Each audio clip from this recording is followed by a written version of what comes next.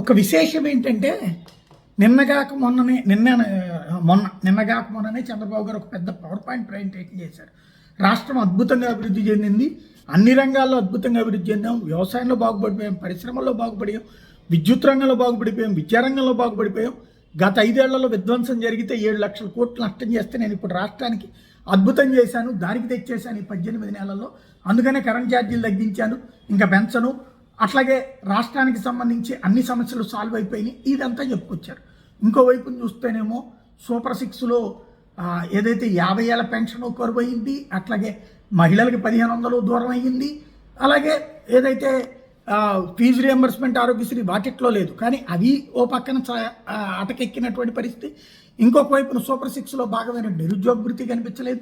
ఇదేంటన్నది మాట్లాడుకున్నాం. అది ఒక ఎత్తు అయితే, అంతా బాగుంటే ఇవాళ మంత్రుల మీద తీవ్ర ఆగ్రహం వ్యక్తం చేశారు. మంత్రుల పనితీరు మీద మండిపడ్డారు.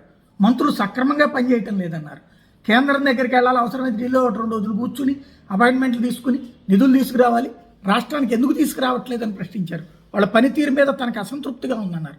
పనితీరు మెరుగుపడుతుంది అనుకున్నాను, మెరుగుపడలేదన్నారు. మన ఈ మధ్యన ఎమ్మెల్యేల పనితీరు అంతా దరిద్రంగా ఉంది అన్నారు. ఆ తర్వాత మళ్ళీ బాగైపోయింది అన్నారు. ఇప్పుడు మంత్రుల పనితీరు ఆ మధ్యన బాగుపడింది అన్నారు. మళ్ళీ మంత్రుల పనితీరు నచ్చలేదు అంటున్నారు. అంటే జరిగిన అభివృద్ధి అంతా చంద్రబాబు గారి వల్ల, జరగనిదంతా మంత్రుల వల్ల. ఇది విచిత్రం.